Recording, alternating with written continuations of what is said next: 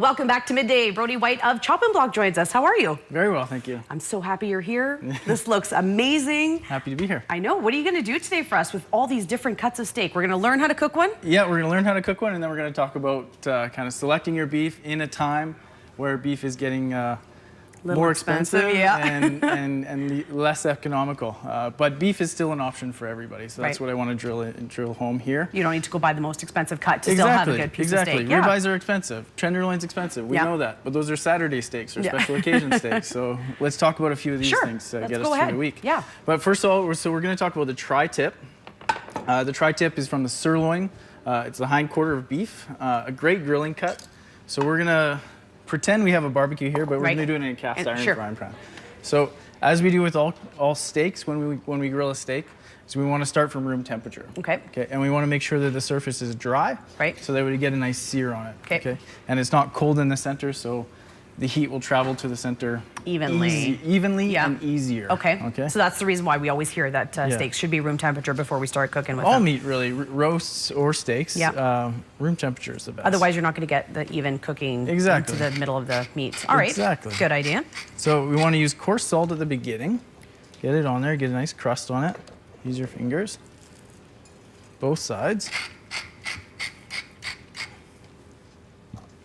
And is that all you really put on your steaks? I know my husband doesn't like putting a lot of stuff or marinating. He just puts like a little bit of olive oil on it and throws them on the grill. Exactly. So when you're using good meat, taste the meat. You don't need to put anything on it, really. But sometimes, you know, you're using something a little that needs more flavor. You need to put it there, then by all means. But when we're talking about beef that's been dry aged, it's good, flavorful beef to begin with. I don't like to do much to it. So we're just going to get a good sear on it like that. We're going to move it to the oven or close the lid on the barbecue. And so how long typically that thick of a steak, how long would you need to cook Something like that. That's going to be about 15 to 20 minutes aside. Well, you want to go low and slow, so, you know, 350, 375, something like that. Okay. Nice. It's thinner steaks. You want to go higher temperature and quickly. But the key there is you want to rest your steak. So you cooked it for 15 minutes on each side. You want to rest it for at least half that. So so 15 minutes. It was 30 minutes total. And you just leave it like just leave it at room temperature.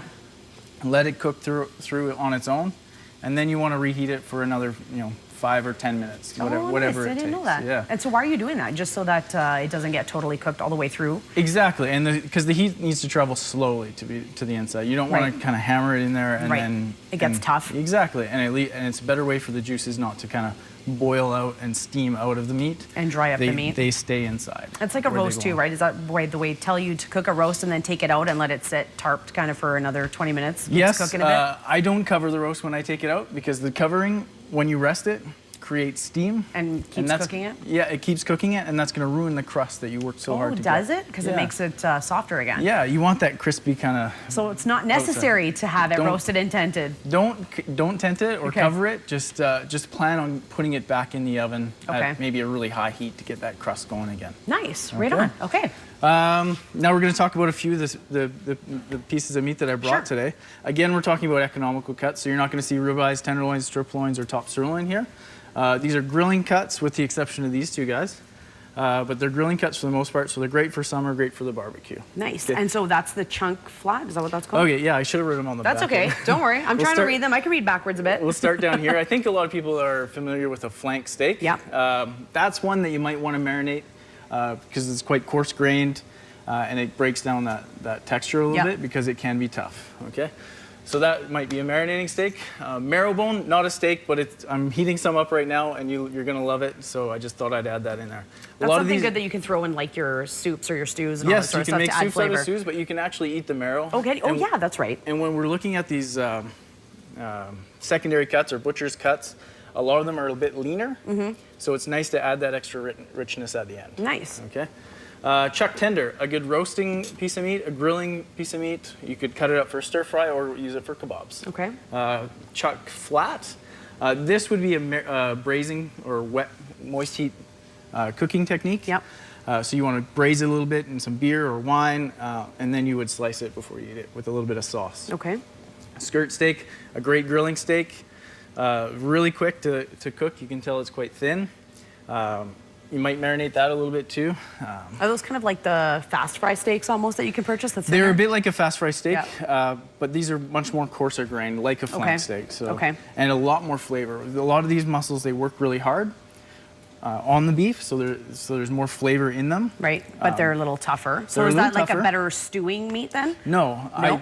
you want to cook it rare. Okay. You want to cook it rare, you want to go slow with it, and then once you're done cooking it, slice it across the grain, which I'll show you how to do with the tri-tip. Great. Bavette, that's a very uncommon one in North America anyways. It looks great. You just cut it into steaks. A great steak cut. It's coarse grain, lots of flavor in it. It's tender.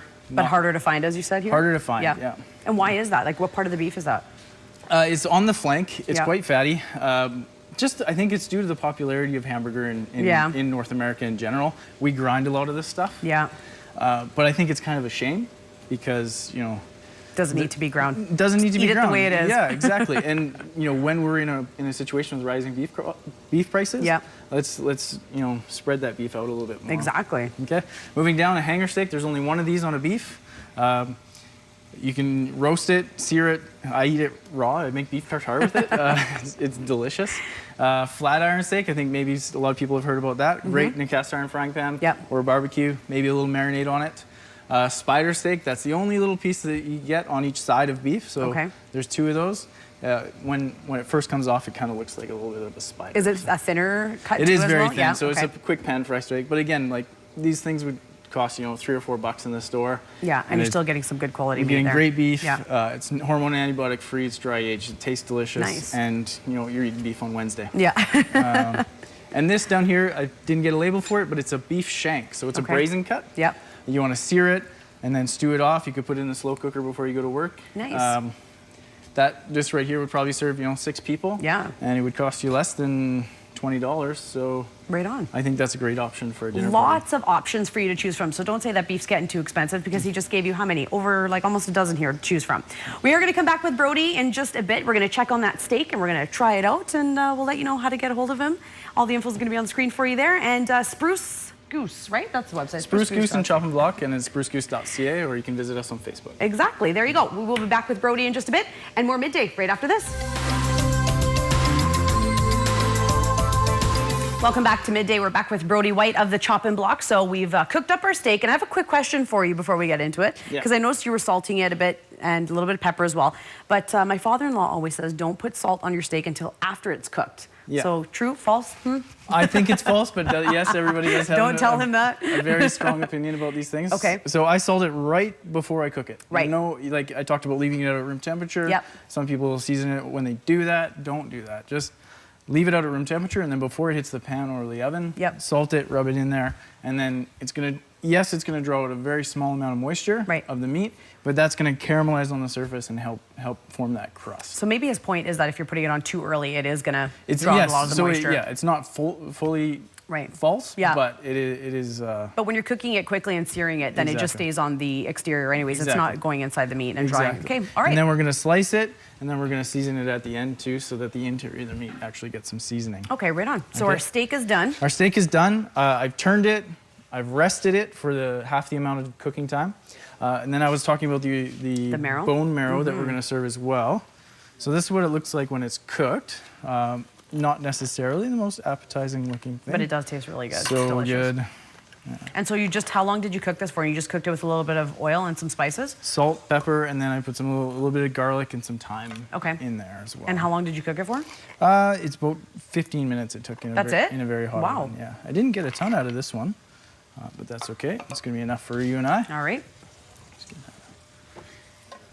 And so this is just something you're gonna season the meat with? Exactly, yeah. So it's just, a tri-tip is a leaner cut. Yeah. So we wanna add a little bit of moisture and a little bit of flavor. So we're just gonna season that bone marrow with some shallots, finely diced shallots, and some parsley. Okay.